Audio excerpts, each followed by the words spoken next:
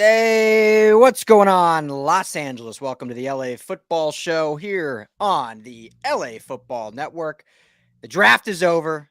We're ready to get into it. This is your Rams House edition live on Monday, every Monday, 6 p.m. Pacific time, talking all things Rams here on the LA Football Show. Jamal, my co-host, what's up, brother? How we doing? Happy Monday. Doing well, Rye. Happy Monday. Excited to get into the diagnosis of is there a more intense, frenetic, exciting weekend in football outside of a playoff weekend than the draft? I mean, it's really unbelievable, what sort of passion and sort of context the draft provides. So I'm really excited to get into it here with you, Ryan, with a team that was awfully busy over the 3 full days and beyond. Yeah, 14 total draft picks, 25 signed undrafted free agents, which if we have time, we will touch on. 39 players. Holy Yeah, cow. wild. Almost doubled their roster size over the weekend. And a lot of these guys will not only make the roster, but will be starters this year, which is very, very interesting and fascinating and something very different in the NFL and different than what the Rams have done recently. So, show is always brought to you by our friends at BetOnline. Head to betonline.ag today. Use our promo code BELIEVE. That's BLEAV. Gets you a 50% welcome bonus on your first deposit. It's all the action on the playoffs. Sign up. You get 50% welcome bonus, free money to play with. Go make yourself some money. BetOnline.ag. Promo code BELIEVE. Tell them the guys at the LA Football Network sent you. So, Jamal, we will just jump right into it because we got a lot to get into for 30 minutes. And so thank you all for tuning in. If you're live with us, drop questions in the chat. Would love to chat with you. If you're listening on podcast afterwards or the replay, you can always text us. That's Rams House to the number 31032, or hit us up on Twitter at Ryan Dyrud LAFB or at LAFB Jam. So, Jamal, how do we want to? Do we want to go pick by pick? Just give some overall analysis of the overall thing. What's the best thing you think you want to do? And we can roll through them quickly. Yeah, sure. We could do that, or we could do, who we think is kind of our top 4 or 5, or however you want to do it.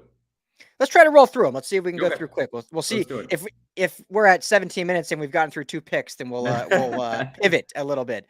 But first pick of the draft for the Rams, pick 36 at in the second round. There was definitely some thought here that coming into this pick, we talked about it. Would this actually be a quarterback? Would this be Will Levis? Would they trade back in this pick? Would they go edge, which I think both of us at the time definitely preferred, just based on how the board would go. The Rams go offensive line here. They get Steve Avila from TCU, who is a very, very good player, very good prospect. We'll see, the long jet or how it stacked out for the Rams after this pick, but just in terms of the prospect and the player, definitely a good one. But what was your thoughts here on the Rams taking Avila with their first pick in the draft? Ryan, initially I wasn't thrilled about it, just given some of the other needs. But when you look sort of at the body of work here, definitely if they were going to go offensive line at this point in the draft, can't do better than Avila. I think that given that he had 1,000 snaps on the left side of the line at TCU and then another 1,000 snaps on the right side of the line at TCU, just the way he performed in a very pass-happy Big 12, given his size, his strength, his body positioning was really well measured in the offseason. So I really enjoyed kind of the Avila pick, given Branch was on the board. There were some guys there where it was like, wow, at 36, they could have actually had a potentially even just a star at 36. They chose to sort of stay safe and address the line. And given that choice, I think Avila was a really nice call. Yeah, exactly. We talked on Saturday how it's unfair to kind of judge a pick just based on that sole pick without looking at the entirety of their draft class. And so at the time, just seeing, oh man, you're going to go guard here when you have such a, yes, they needed to add depth and add some more talent to the offensive line, but literally had no true edge rushers really on the roster. Obviously, very not deep at the secondary position based on the mass exodus and the trading of Jalen Ramsey. You had so many other real stark needs that it seemed a bit odd. But then you see how the rest of the draft goes and just what you get with Avila, and he hopefully can be a day one starter and bring some nastiness to that line. And then if Logan Bruss gets healthy and is what they expect him to be, all of a sudden you actually have a pretty damn good offensive line. Yep.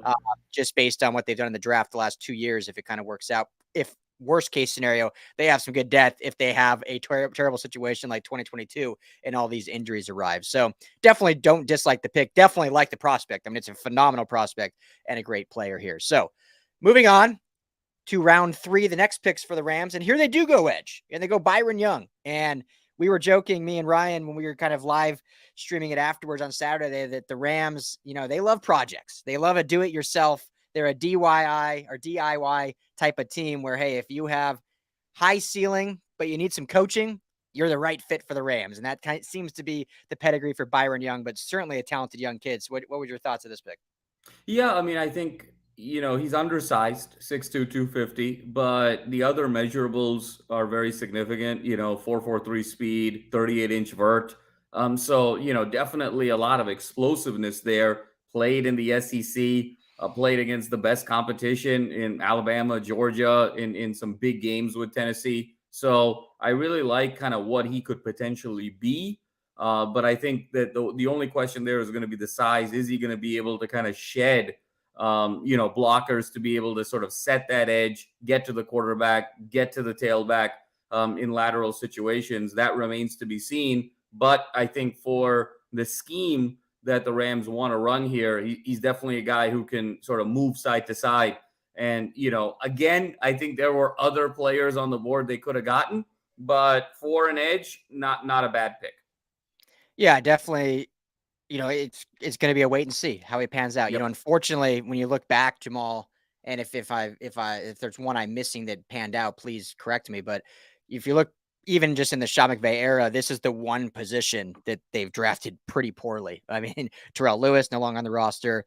Obo had some flashes, but not enough for a re-signing. He goes elsewhere. Ebucom goes elsewhere. It's like they've gotten guys in these mid rounds for the edge position that showed flashes here and there, but never really became the true starter. I mean, they had to trade every single time. Traded for Dante Fowler, traded for Leonard Floyd, traded for Von Miller to really get any type of production at the position. So we'll see if Byron Young can kick that trend or becomes another long line of DYIers that doesn't pan out. But obviously, we're hopeful. The intangibles are certainly there.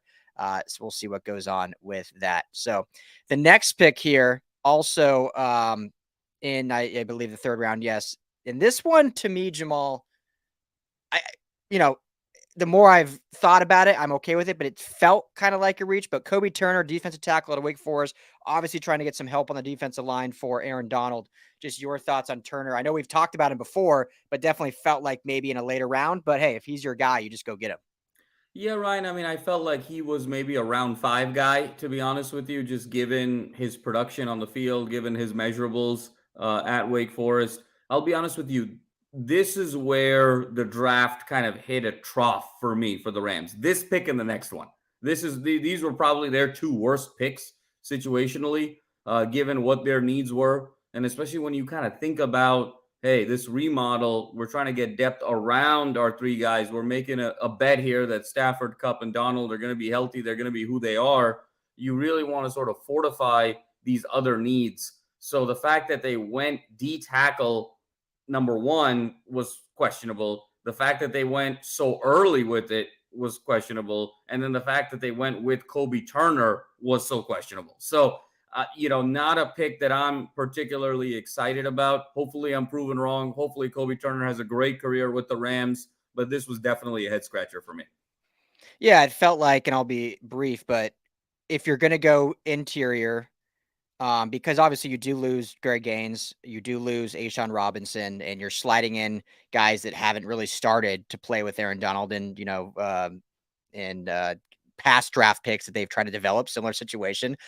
So it felt like you either needed to get like a star in like the 2nd round as your first pick, or wait if you're going to get this depth piece that's going to be a developmental piece and not use your 3rd overall pick in this draft. So seems like, it could end up being great. And obviously Eric Henderson is one of the best in the business when it comes to defensive line coaches. When you play next to Aaron Donald, that automatically makes you better. But we'll see how this one can pan out, especially with, I know there were guys we liked that could have been taken either at this pick or even later. The kid out of Coastal Carolina we both liked a lot. Clark, yep. Clark, yeah. So we'll see. But hey, he looked great in the number 0 uniform at Wake Forest. Kobe Turner did. So we'll see how that pans out. So now this next pick, this was definitely the one that kind of sparked the debate on day 3 of the draft and got a lot of people talking. We knew the Rams were going to go quarterback at one point. I mean, they only have one quarterback on the roster in Matthew Stafford. At this point, there were still a large number of QBs available. Now, a run happened right here in this between right before the Rams taking, and then after this. So this definitely needed to just felt like this needed to be a quarterback taken here just based on the run. But Stetson Bennett is at the right pick. And the Rams have come out basically and said he was their guy all along. They traded back many, many times when they had opportunities at other quarterbacks. Our guy DTR was still available. There were other QBs there. So your thoughts, because I haven't talked to you about it yet, your thoughts on Stetson Bennett being the backup of the Rams for the foreseeable future. No, this was a total whiff. I mean, I don't know what Les Snead is talking about here. Stetson Bennett, he sort of violates every principle of why a quarterback will be good at the next level. I mean, I've always said it time and again that the great quarterbacks in the NFL were the guys that didn't go to blue chip schools, elevated teams when they didn't have positional advantages at the line, at receiver, at running back, at tight end, elevated a team by 5 or 6 wins, took a 2-3 win team, turned them into an 8, 9, 10 win team. Or if they were in a position where they were on a blue chip team, broke basically every record, like a Joe Burrow, like a Tua. Stetson Bennett is neither. He has advantages at every position at Georgia, one of the most talented teams in recent memory. And obviously he managed the game very well. But Stetson Bennett is a Ken Dorsey. Stetson Bennett is a Matt Leinart. Stetson Bennett is an A.J. McCarron. You look at the film of those guys and you look at Stetson Bennett, it's the same film. So the fact that they went with Bennett here, they could have even gone Duggan. They could have gone DTR. They could have gone Aiden O'Connell from Purdue. There were so many other options here to go with Stetson Bennett. And then when you factor in the offseason that this kid has had in terms of just the disruptiveness, the behavior has been questionable. His leadership has been questionable. He's 26 years old. I mean, how much more of a project can he really be? I think a lot of the behaviors, a lot of the tendencies are hardened at this point. This was the low point of the draft for me. And I have no idea what Les Snead was thinking here. Yeah, real interesting. That's for sure. Would have loved to see DTR and Horns. I mean, if I'm not saying I believe this, but if I'm taking the other side, the glass half full approach, maybe it's just, hey, they statistically didn't blow people away, but did win 2 national championships, kept beating out 5-star recruits to hold on to that job. You could have won 2 national championships with that roster.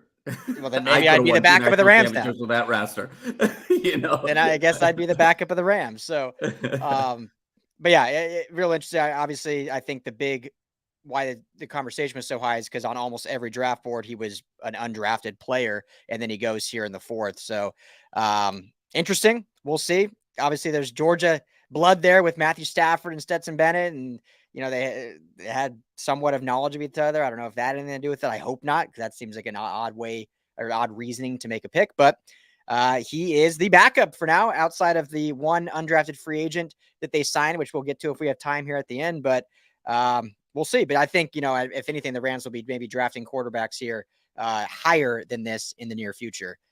But that was that. And Stetson Bennett is a Ram. Moving on, round 5, we go edge again out of App State, Nick Hampton. I think it's a nice player. It's another kind of developmental guy. Your thoughts on this added edge? I do like that they went edge again, though, just to add to that room, which was didn't have a lot of players. So I like that in that regard. But your thoughts on Nick Hampton? Yeah, I really like Nick Hampton. I mean, in this particular round, really liked his motor out of App State. And, he was one of those guys who was sort of a tackling machine at App State, and really sort of made impactful plays, at that level. And I think that, again, it sort of fortifies another edge rusher. You get another individual in the front 7. He is a developmental project, but I think for the round and for what he can potentially give you, this is where the draft started, getting back, in the right direction for the Rams here, starting with this Hampton pick. Yep, absolutely. So these next four picks, honestly, I liked all of them a lot, and starting with the offensive tackle out of Georgia, Warren McClendon Jr. It's a guy that obviously a talented guy, with Georgia, won national championships, and a lot of times you never want to draft the helmet, obviously, but at certain positions you kind of do look at the pedigree. You look at the Big Ten, you look at Wisconsin, you look at Michigan State, you look at Iowa when you're looking at offensive line. And now you can kind of add Georgia, Alabama, Clemson to those lists as well. And so, if you're strictly just looking for someone that has had production in college, is a big body, and had a lot of success and played in a lot of big time games, then you go for guys like that. And McClendon was one of those. And the Rams added another really, really solid, depth piece. Potentially can work out like a Jeremy Salyer for the Chargers last year, taken in the 6th round by the Chargers, and then ends up becoming the starter, the left tackle, and now he'll be the starting guard for the future. And so McClendon could be that guy. And, personally, I this is one of my favorite picks of theirs. Yeah, no, completely agree. I think McClendon is sort of a rotational piece. That Georgia offensive line was one of the best offensive lines in the history of college football, and McClendon was, a starter on that team. I think he comes in now. You got to think about Bruss from the year before, like we talked about, Avila. Now you're starting to sort of fortify a little bit of depth here and youth, and I think excitement on that offensive line, and that was obviously linchpin number one, given how last year played out. So I completely agree with you. This was probably the third best pick for me in terms of kind of just value and where it was. Love the McClendon pick for the Rams. This was kind of their third best pick to me. Yep, absolutely. And refortifying that offensive line. So next they go tight end here, still in the 6th round. And I don't know how you feel, Jamal. I actually really like this pick just because he's finally a true tight end. The Rams the last few years have drafted like this tweener tight end. They've tried to like experiment with different situations. You look at the Bryson Hopkins, you look at some of the other guys they've brought in and tried to have like a tall, athletic receiver type play tight end or do vice versa. And to me, this guy in Davis Allen feels just like a true 3-down tight end that can play inline and block, can run your intermediate routes and catch, flag routes and stick routes and dig routes. And he's just going to do the hard work that you expect from a tight end. And that's why I like that, because they can finally have one besides Tyler Higbee on the roster. Oh, absolutely, Ryan. This is my second favorite pick of the draft for the Rams, given sort of where it was. Love Allen, 6'6", huge hands, 38.5-inch vert. Yeah. Made some really big plays at Clemson over the course of the last couple of years. Obviously, Clemson being a blue blood franchise, and I think again comes in and fills that need. Big body, wide target for Stafford. You don't know what the future of Higbee is going to be beyond this season. Benny Skro is sort of this, sort of gadget player. It's hard to say gadget player at that size. He's a fullback, tight end, receiver. You don't really sort of know who he is, but in many ways, he's kind of like the Taysom Hill of the Rams sometimes. But now you Yeah. sort of bring in a true tight end to sort of complement, a really nice receiving core and give Stafford that security blanket when the pass rush breaks down to see a big bodied guy. So this was my second favorite pick. After McClendon, Allen was number 2. McClendon was 3. Really, I thought this was really kind of the sweet spot of the draft here. These 2 picks for the Rams. Yeah, I loved him, and just give them some versatility, some depth, but also some future starting pieces. Again, like you mentioned, if Tyler Higbee they don't re-sign, which they seemingly are not re-signing guys as of late, so Allen may be the future of that tight end room. So their next pick, the best name on this draft roster, Puka Nakua out of BYU.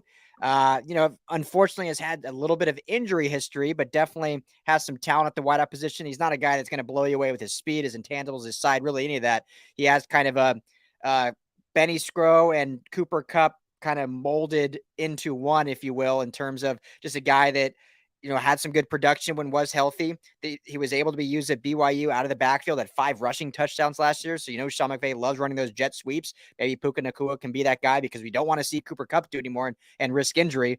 So overall, like, no problem with the pick. I have to think back to what other receivers on the board at this point, but I really have no qualms about it. How about you? This is where I think there's not a great pick here for me. I think that with Nakua, there's just nothing that stood out. He's not a great athlete. He doesn't have a great, he doesn't have great breakaway speed. He's not particularly explosive. And then on top of that, he just couldn't stay healthy in college. I mean, his first 2 years at Washington, he only played 6 games. Last year, he only played 9 games. So he only played 15 college games the last 3 years. And so granted, he was BYU's leading receiver last year, and also had the 357 yards rushing, for BYU as sort of one of their leading rushers.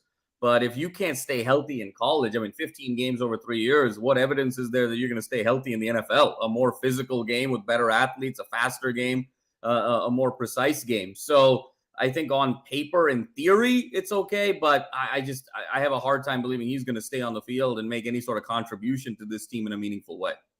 Yeah, if the Rams' number one tell in the draft is DIY or projects, if you will, their number two is getting injury-prone college players and hoping Yeah. they'll magically be healthy in the pros. They seem to always go down that road, and here we are again with Puka Nacua, and obviously we hope he stays healthy and for the best. So now this next pick, I'm guessing, is your favorite pick. It certainly is my favorite pick in getting Tre'Vius Hodges-Tomlinson, the Jim Thorpe Award winner at TCU. Obviously undersized, which is probably why he fell, but an absolute ball hawk, a total athlete, a leadership mentality, a gamer, whatever adjectives you want to use. I don't want to put words in your mouth, but this was definitely my favorite pick. Your thoughts on Hodges-Tomlinson going here all the way in the 6th round? Drum roll. This was absolutely my favorite pick. No question about it. McClendon was 3, Allen was 2, Tomlinson was 1. Every sort of mock draft, Ryan, you and I had, I was vowing for Tomlinson to be picked up. I love this kid. He was probably Duggan got all of the praise, and rightfully so, at the quarterback position. He was probably the unsung hero to why TCU went all the way to the national championship game this particular year. You talked about Jim Thorpe Award. He's just technically so sound. The size, I'm less concerned about it. He loves to play that bump and run coverage. He's technically great with his hands. He turns the hips really well. He knows how to use his head and when to locate the ball. He's always sort of has a feel for the receiver. Just a true cover corner. I'm surprised that he was on the board this late, truthfully. I know that, the size was a bit of an issue, but I think he should have been a round or two higher just in terms of ability. And I think he's going to step in and right away vie for a starting spot and could next year be the Rams' best cover corner. I mean, this is how high I think of Hodges-Tomlinson. And I think they've got a bona fide star on their hands here, and the torch being passed from Jalen Ramsey. And to get it this late in the draft, to me, this was the creme de la creme Rams pick here. And to your point, Ryan, I mean, 3 of the last 4 here between McClendon, Allen, and then Hodges-Tomlinson. This is the core here of this draft class, and these were my top 3 guys. Yeah, and Hodges-Tomlinson, most people, including ourselves, had like a 3rd or 4th round grade. Oh, so yeah. to get him in the 6th was just an absolute steal, home run. It was a little different for the Rams, who have not only drafted, but also in free agency and trade have gone after bigger corners, lankier in size, longer arms. You look at the Robert Rochelles, you look at the Jacoby Durant, you look at obviously Jalen Ramsey, his size, you look at Troy Hill, his size. But certainly this was a great pick, and it's going to fit in wherever they want him. I mean, he can play on the outside, but if they decide to move him more in nickel or slot corner, he can certainly probably do that. And maybe his size will dictate that a little bit, but absolutely a home run here. And, maybe if you just look at the steal of the draft, because those are always later round picks, this might be the steal of the entire draft, not just for the Rams. Getting this value this late in the 6th round, phenomenal. So this alone makes me feel great about that. So, all right, let me just rattle off these last ones, and we can kind of just touch on whatever we want to decide. So after that, we get O'Shawn Mathis, edge out of Nebraska. Then they get a running back, Zach Evans, out of Ole Miss to add to that room. Then they go Ethan Evans, get a punter, Wingate, which we found out is in the great state of North Carolina in Charlotte. 6'4", 235 punter. Talk about size. Then you get Jason Taylor, the second safety out of Oklahoma State to add some depth there. And Mr. Irrelevant, final pick of the draft and the last pick for the Rams is Deshaun Johnson, defensive end, Toledo. So I rattle those names quickly, but Jamal, if there's anything you would like to touch on any of them, the floor is yours. I really like Jason Taylor out of Oklahoma State, Ryan. Safety. Again, I think fortifying that secondary. What I really liked about him was just the offensive variety, that the defensive variety, excuse me, I should say, where you can place him. Last year at Oklahoma State, it was really impressive. I mean, he had 193 snaps in the slot, then 234 times he was in the box, and then 443 snaps he was in the deep part of the field. So think about Wow. that, in terms of just that variety. Now, he did have a missed tackle rate that's a little bit high for that position at north of 14.3%. But, I think those are all kind of teachable things in terms of, technique and how to wrap. But just the fact that you could put him in the box, you can put him, sort of in deeper coverage, and just have that versatility with a guy who knows exactly who he is and a Hodges Tomlinson with the rest of that kind of young secondary. Really like the Taylor pick there. I think he's the one I've got my eye on in these last four. Yeah, I agree. It's a great pick, and obviously you need some depth there at safety after losing both Nick Scott and Taylor Rapp, and we'll see what happens in that battle there, and who's really going to play alongside Jordan Fuller, because it's kind of wide open right now, in my opinion, of who takes over that. And he's a late round pick, but hey, Jordan Fuller was a late round pick. If the Rams have struggled drafting edge, Jamal, like I talked about earlier, safety's a spot they've actually drafted really well. When you look at Nick Scott, was a 7th round pick. Taylor Rapp, I know, is kind of up and down, and he was a higher pick in the 2nd round, but then you get Jordan Fuller in the 6th round. So they've actually drafted safety fairly well, and perhaps Jason Taylor II can be the next one. The one I'll mention quickly, I like the Zach Evans pick, running back out of Ole Miss. The Rams basically, since the Todd Gurley contract, have decided to change mentality and just decide to pick a running back every year. And you basically, once one contract expires, you have the next 3 behind him to move up. And it's just going to be, it looks like it's going to be that conveyor belt. So Cam Akers, we'll see if he ends up getting another contract. Doesn't seem very likely to me. So then you have Kyron Williams, and now you have this young kid out of Ole Miss to kind of step up after if Cam Akers were to move on. And, a guy that has, good speed, good size, and did a bunch of different things at Ole Miss, played in the SEC. So obviously a real physical football game. And he'll add to that room and add some depth, and we'll see what kind of playing time he can get. Hopefully a little more than what Kyron Williams got last year, but we shall see. And at that level in the 7th round, I think, it's a slam dunk to get a running back there. Yeah, absolutely. And, Evans is one of those guys. He's kind of a gadget guy, and they used him. Lane Kiffin really used him in a variety of ways.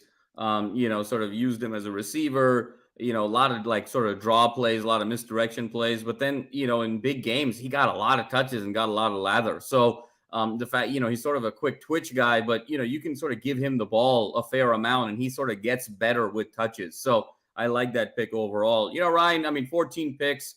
I think if I were to kind of grade it out, I would sort of go B- here. I think that it had its moments for sure. Again, like you and I mentioned, I think, McClendon, Allen, Hodges, Tomlinson, really like Taylor. I think Avila makes a lot of sense of where they are.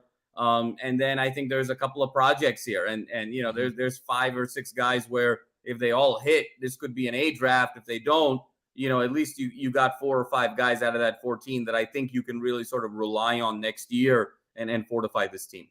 Yeah, greatly said. And, when you look at draft classes, and this is maybe someone smarter than me said this, but I feel like I thought of this too, is if you can get 1 to 2 guys out of your entire draft class that are substantial starters, to me, that's a hit of a draft class.